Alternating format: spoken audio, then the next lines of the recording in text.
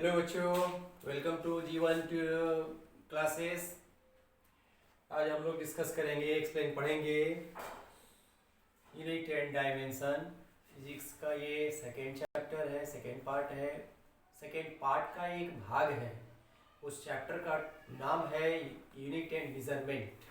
Unit जो term है, unit वाला जो पार्ट है, उसमें यूनिट एंड डायमेंशन दो चीज़ मिलकर के आते हैं और वो एक बहुत ही इम्पॉर्टेंट स्टडी है आपके क्लास 11th के लिए।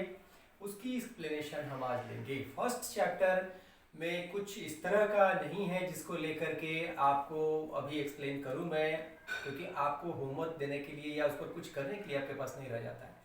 कुछ सीखने के लिए इसी चैप्टर से मिलता है, इसलिए इस चैप्टर से ही आगे हम बढ़ते हैं। बाद में कभी उस चैप्टर को भी हाईलाइट कर दिया जाएगा। इस चैप्टर में यूनिट एंड मेजरमेंट चैप्टर का जो ये पार्ट है, यूनिट एंड डायमेंशन, इसमें यूनिट और डायमेंशन, यूनिट क्या है ये हम सब जानते हैं अच्छा से। किसी भी फिजिकल क्वांटिटी को, there are many quantities, more than 100, 125, more than there are many physical quantities, more than 100 और 125। तो इन सारे फिजिकल क्वांटिटीज का कोई ना कोई एक यूनिट है जिसमें इनको मेजर किया जाता है। जैसे कि किसी ऑब्जेक्ट का मास नापना है, मेजर करना है तो उसके लिए यूनिट केजी है, लेंथ नापना है तो मीटर है, टाइम नापना है तो सेकेंड है, आवर है, बहुत सारे, टेम्परेचर के लिए केल्विन है, फ़ारेनहाइट है, सेल्सियस है। इस तरह से हर एक को फिजिकल क्वांटिटी को नापने के लिए, मेजर करने के लिए कोई ना कोई आपके पास यूनिट है। और यूनिट का उनके न्यूमेरिकल वैल्यू के साथ एक बहुत अच्छा इंपॉर्टेंट रिलेशन है जिसको हम आगे बताएंगे। अभी आप यूनिट्स को ही फोकस करें। जितने भी फिजिकल क्वांटिटीज है, velocity, speed, distance, length, charge, power, resistance, ampere, voltage, current, force, pressure, there are many physical quantities. तो इन सब के जितने भी हैं, इन सबको दो ग्रुप में हम बांट सकते हैं, दो ग्रुप में देख सकते हैं। एक वो ग्रुप है, वैसे फिजिकल क्वांटिटीज हैं जिनको ऑब्टेन करने के लिए किसी दूसरे फिजिकल क्वांटिटी का हेल्प की जरूरत नहीं पड़ती है। लेकिन एक दूसरा जो ग्रुप है उसमें बहुत सारे फिजिकल क्वांटिटीज हैं जिनको ऑब्टेन करने के लिए, जिनको या जिनका यूनिट ऑब्टेन करने के लिए पहले वाले ग्रुप के फिजिकल क्वांटिटीज की जरूरत पड़ती है। कुछ एग्जांपल दें पहले, इस बात को समझ जाएंगे आप। हम सब जानते हैं मास को नापने के लिए, मास के लिए यूनिट क्या है, केजी, लेंथ के लिए मीटर, टाइम के लिए सेकेंड। ये सब एसआई सिस्टम है या एमकेएस सिस्टम, दोनों में यही वैल्यू है इनका। ये आपकी जो क्वांटिटीज हैं, और इसके अलावा दूसरा नेक्स्ट क्वांटिटी देखिए, स्पीड या वेलोसिटी, दोनों की बात करें, एक ही बात है। स्पीड, वेलोसिटी दोनों की यूनिट क्या है, मीटर पर सेकेंड। एक्सीलरेशन की यूनिट क्या है, मीटर पर सेकेंड स्क्वायर। फोर्स की यूनिट क्या है, फोर्स का ऐसा यूनिट न्यूटन है, बट न्यूटन में हमको ये नहीं दिख रहा कि मीटर है कि सेकेंड है कि केजी है, क्या है। इसलिए आप M A mass into acceleration के फॉर्मूले से निकाल लीजिए। मास के लिए केजी लिखते हैं, एक्सीलरेशन के लिए मीटर पर सेकेंड स्क्वायर लिखते हैं। इस तरह से ये भी कन्वर्ट हो गया। उसी तरह से वॉल्यूम की बात करें हम लोग, तो वॉल्यूम में हम लोग लिखते हैं मीटर क्यूब, एरिया के लिए लिखते हैं मीटर स्क्वायर। इस तरह से देयर आर मेनी क्वांटिटीज। अब नोटिस ये करना है हमें कि ये जो आपके क्वांटिटी मैंने फर्स्ट में लिखा है, केजी, मीटर, सेकेंड, और इनमें जो मैंने लिखा है मीटर पर सेकेंड स्क्वायर। अब ये देखो, स्पीड, वेलोसिटी, इसकी यूनिट में मीटर और सेकेंड, मीटर क्या चीज का यूनिट है, लेंथ का, सेकेंड किसका यूनिट है, टाइम का। ये दोनों जब मिले हैं तब स्पीड का यूनिट मिला है। मतलब ये हुआ कि स्पीड या वेलोसिटी जो क्वांटिटी है वो डिस्टेंस, लेंथ और टाइम से मिल रहा है। उसी तरह से एक्सीलरेशन में मीटर और सेकेंड स्क्वायर, इसमें भी मीटर और सेकेंड है। मीटर आपका लेंथ मतलब डिस्टेंस से आ रहा, और सेकेंड आपका टाइम से आ रहा है। ये दो क्वांटिटी जब मिले हैं तब जाके एक्सेलरेशन मुझे मिल रहा है। उसी तरह से फोर्स की बात करें तो फोर्स में तीनों चीजें आ रहे हैं, केजी, मीटर, सेकेंड, मतलब कि मास भी, लेंथ भी, टाइम भी, इसमें तीनों चीज मिल रहे हैं। वॉल्यूम में सिर्फ मीटर मिल रहा है, डिस्टेंस का यूनिट मिल रहा है, एरिया में भी डिस्टेंस का यूनिट मिल रहा है। मतलब कुल मिलाकर के ये हुआ कि ये सारे फिजिकल क्वांटिटी जो कि जिनकी संख्या बहुत ज्यादा है, ये सब के सब इनकी यूनिट जो मिलती है वो किनसे मिल रही है, इनके हेल्प से मिल रही है। तो ऐसे यूनिट जिनकी संख्या 7 है, आगे हम बताएंगे, सब लिखेंगे क्या है, इनकी संख्या 7 है, इनको हम कहते हैं फंडामेंटल क्वांटिटीज, और इनके यूनिट को कहेंगे फंडामेंटल यूनिट्स। और इनके हेल्प से जिन क्वांटिटीज का यूनिट हम निकाल ले रहे हैं, इन सारे फिजिकल क्वांटिटीज को कहेंगे डिराइव्ड क्वांटिटीज। डिराइव्ड मतलब किसी चीज से बना हुआ, मिलके बना हुआ, डिराइव्ड क्वांटिटीज। और ये उनके हो जाएंगे यूनिट, जिनको हम कहेंगे डिराइव्ड यूनिट। इस तरह से एक ग्रुप होता है फंडामेंटल यूनिट्स का, दूसरा होता है डिराइव्ड यूनिट्स का। ठीक है, यदि इस बात को पहले हम लिख लें, उसके बाद हम डायमेंशन वाले टॉपिक पे चर्चा करेंगे। और डायमेंशन वाला टॉपिक जब हम लोग डिस्कस कर लेंगे तब ये आपके पास एक कॉन्सेप्ट हो जाएगा, जिससे कि पूरा इस चैप्टर को समझना आसान हो जाएगा। उनका क्या यूज है और क्या उससे एडवांटेज है, क्या नहीं है, ये सब हम लोग देखेंगे। इतनी बातों को पहले लिख लें। फंडामेंटल फिजिकल क्वांटिटीज,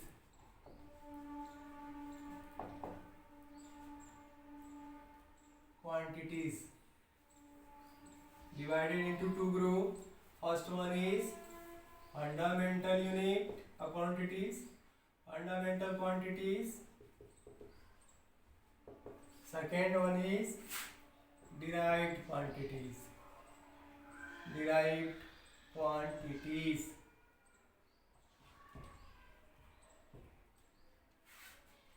फर्स्ट वाले को पहले हम लिख लें यहाँ पे, fundamental quantities,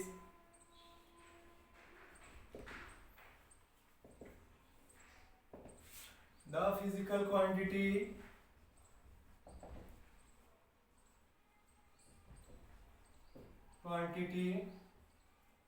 which is not obtained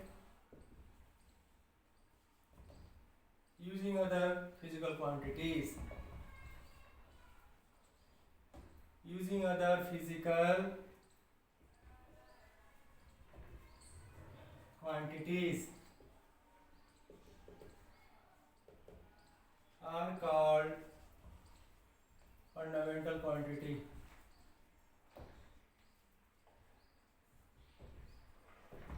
And their units are called fundamental units.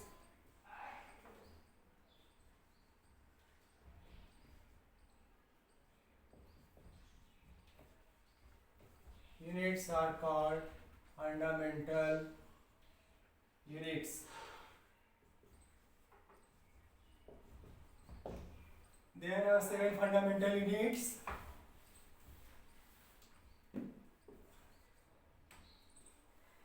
There are 7 fundamental units. यहाँ आप लिखिए quantity,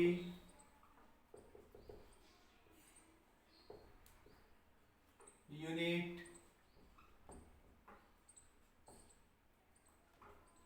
symbol. First one is mass. मास का मतलब ये हुआ, मास को मेजर करेंगे हम लोग केजी में। जब कहीं भी ये समझ में आए ग्राम लिखा हो, केजी लिखा हो, क्विंटल लिखा हो, इस तरह का ये समझ में आ रहा है कि वो मास को बताया जा रहा, तो उसकी यूनिट लेंगे केजी। और इसके लिए सिंबल यूज किया जाता है डायमेंशनल एनालिसिस के फॉर्म में। डायमेंशनल एनालिसिस को समझने के लिए एक इनका सिंबल यूज किया जाएगा। आगे हम लोग इसी सब सिंबल के रूप में अदर जो डिराइव्ड क्वांटिटीज थे उनकी स्टडी करेंगे। तो इनका सिंबल लिया जाएगा m। आप इसको ब्रैकेट में ऐसे डाल सकते हैं। जब ऐसे आप डाल दिए तो अब ये कहलाएगा dimensional formula of mass. Second length, length के लिए आप यूज करते हैं यूनिट मीटर, इसके लिए आप लिखेंगे L। ये हो गया dimensional formula of length.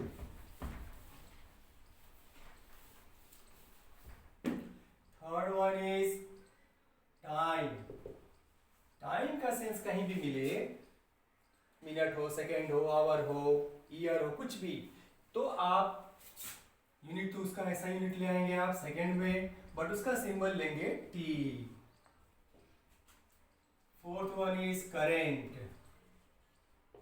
Current unit क्या है? Ampere.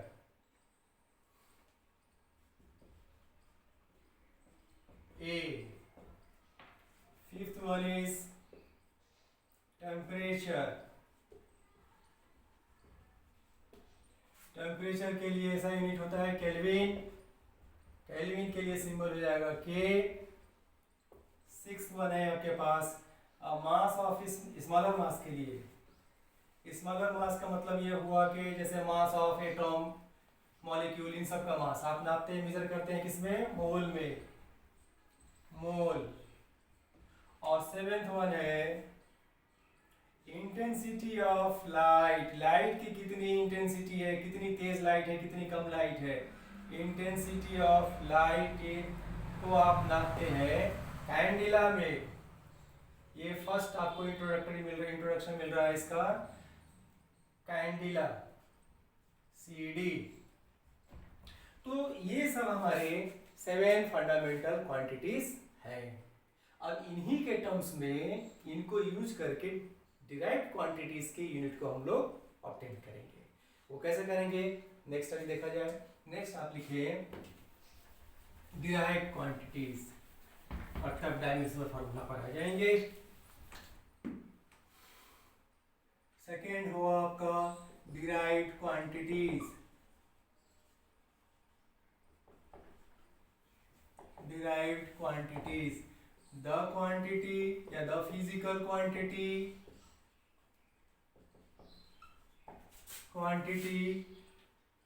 which are obtained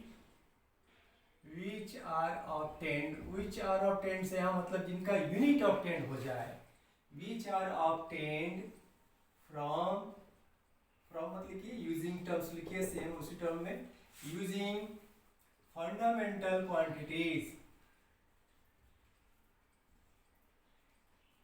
fundamental quantities को यूज करना मतलब फंडामेंटल क्वांटिटीज के यूनिट को यूज करना। यूजिंग फंडामेंटल क्वांटिटीज, यूनिट्स है यहाँ पे दिमाग में रखें आप, यूनिट्स की बात कर रहा हूँ मैं। Are called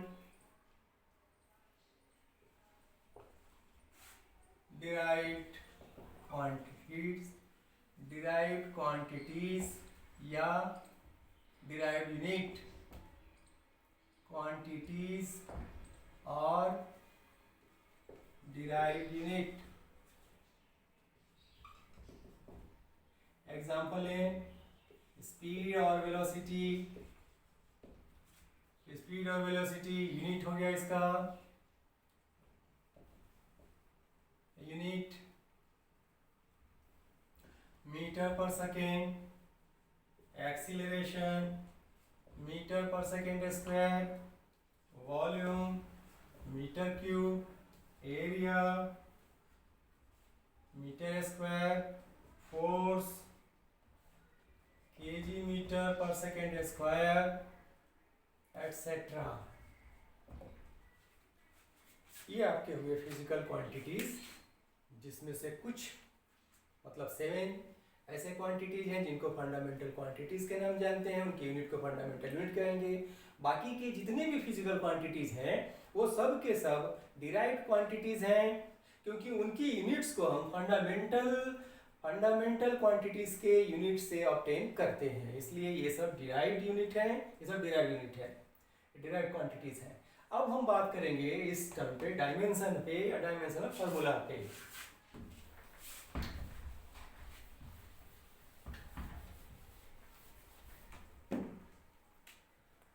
dimensional formula, dimensional formula. एक एग्जांपल यहां समझे सब लोग। अभी सपोज स्पीड की बात कर रहा हूं मैं, स्पीड यूनिट क्या है इसका, यूनिट है मीटर पर सेकेंड।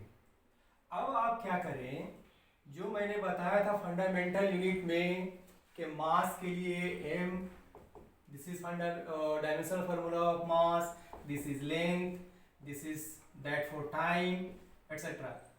तो इस टर्म में इन सबको आप कन्वर्ट करें। मीटर किसको बता रहा, लेंथ को बता रहा, क्योंकि मीटर को हम लेंथ में नापते हैं, लेंथ समझते हैं, इसलिए मीटर के लिए आप लिखेंगे L, सेकेंड के लिए आप लिखेंगे T। अब इन दोनों को एक लाइन में अगर ले आए तो इसका पावर नीचे 1 है और ये पावर 1 जब ऊपर रेज होगा तो ये हो जाएगा क्या, LT पे -1 और ये इसका ब्रैकेट। इस तरह से ये जो अब मिला इसको कहा जाएगा डायमेंशनल फार्मूला ऑफ स्पीड या velocity. This is dimensional formula of speed और वेलोसिटी। क्या दिख रहा है कि स्पीड जो है वो लेंथ और टाइम दो चीजों पे डिपेंड कर रहा है, दो चीजों से बन रहा है, मास से नहीं बन रहा, किसी और फिजिकल अदर फंडामेंटल क्वांटिटीज इसमें नहीं आ रहा है। तो इस तरह से जितने भी डिराइव्ड क्वांटिटीज हैं उनको जब हम इस रूप में कन्वर्ट करते हैं MLT के टर्म्स में, तो ये एक जो नया फॉर्म मिलता है फिजिकल क्वांटिटीज के लिए, उनको कहा जाता है डायमेंशनल फार्मूला। जैसे कि ये आपका डायमेंशनल फार्मूला हो गया स्पीड के लिए। इस तरह से हम यहाँ पे कई एक का निकालेंगे, फाइंड करेंगे और देखेंगे। डिफिनेशन लिख दिया जाए, when a physical quantity, when unit of physical quantity, when unit of derived quantity or physical quantity, unit of physical quantity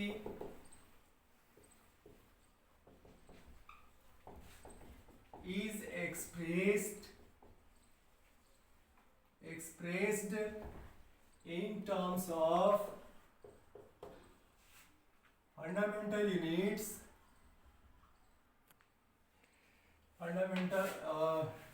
in terms of fundamental units with proper power. Power से मतलब यहाँ पे है dimension, with proper power raised to them is known as dimensional formula. अब यहाँ पे कई examples में दिखा रहा हूँ, आप देखें जिस तरह से हम फाइंड कर रहे हैं। बाकी के बहुत सारे फिजिकल क्वांटिटीज हैं, आप उसको फाइंड करेंगे। स्पीड के लिए हम लोग सब देख चुके हैं, इसके आप छोड़िए। एक्सीलरेशन, फोर्स की बात किया जाए, फोर्स न्यूटन नहीं लेंगे, इसकी यूनिट होती है न्यूटन, ऐसा ही है, बट न्यूटन में ये नहीं दिख रहा है कि उसमें मीटर है, केजी है, सेकेंड है, क्या है, इसलिए आप उसको मास इनटू एक्सीलरेशन के फार्मूले पर आइए।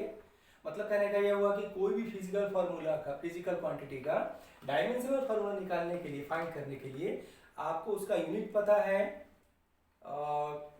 केजी, मीटर पर सेकेंड के रूप में, तब तो ठीक है। और नहीं अगर पता है तो आप उस फिजिकल क्वांटिटी का फार्मूला लिखें। फार्मूला से आपको ये समझ में आ जाएगा कि उसमें कौन कौन सा क्वांटिटी है और तब उसको आप एक्सप्रेस कर लेंगे।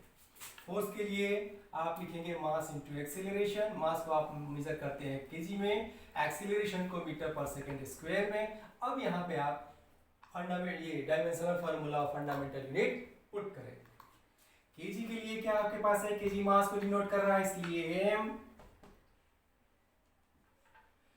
मीटर लेंथ को डिनोट कर रहा है, सेकेंड टाइम को डिनोट कर रहा है, और इसलिए ये हो जाएगा आपका इस तरह से। इस पूरे को आप एक ब्रैकेट में लाएं तो ये हमारा हो जाएगा ml/t², और इसको एक ही स्ट्रेट वे में हम स्ट्रेट चेन में लाएं तो mlt, ये पावर ऊपर आकर के हो जाएगा -2। इस तरह से अब ये हो गया फोर्स का डायमेंशनल फार्मूला। जब कभी भी हमसे डायमेंशनल फार्मूला ऑफ फोर्स पूछा जाएगा, then we have to tell mlt -2, mlt raised to power -2। इस तरह से नेक्स्ट मोमेंटम, सपोज मोमेंटम का फार्मूला क्या है, मास इनटू वेलोसिटी। मास के लिए केजी, वेलोसिटी मीटर पर second. Now put there values. kg stand for m, meter L, second T, and therefore it becomes ml upon T equal to ml T minus 1. This is the dimensional formula of momentum. And more example also, suppose density. Density is equal to mass upon volume. Mass के लिए kg, volume के लिए metre cube, and now kg के लिए m metre cube l cube, and therefore it becomes ml minus 3. This is the dimensional formula of density. इस तरह से ये सब डायमेंशनल फार्मूला है. आप बहुत सारे फिजिकल क्वांटिटी हैं बुक में, आप उनको देखें, फाइंड करने की कोशिश करें, आप इजीली उसको फाइंड कर सकते हैं. और उनमें बहुत सारे ऐसे क्वांटिटीज़ हैं जो कि एग्ज़ाम में स्पेशली मिलते हैं, पूछे जाते हैं, उनको मैं नेक्स्ट लेक्चर में डालूंगा. और ये भी बताऊंगा नेक्स्ट क्लास में कि इन सब की स्टडी इस फॉर्म में जो डायमेंशनल फार्मूला की स्टडी हो रही है, इनकी स्टडी का मतलब क्या है, इसका यूज हम क्या क्या किस लिए करते हैं, क्या इसका फ़ायदा है. ये बहुत अच्छे ग्रेट इंपॉर्टेंस की चीज़ है और बहुत ईजी चीज़ है. आप ईजी वे में इसको समझ रहे होंगे. Thank you.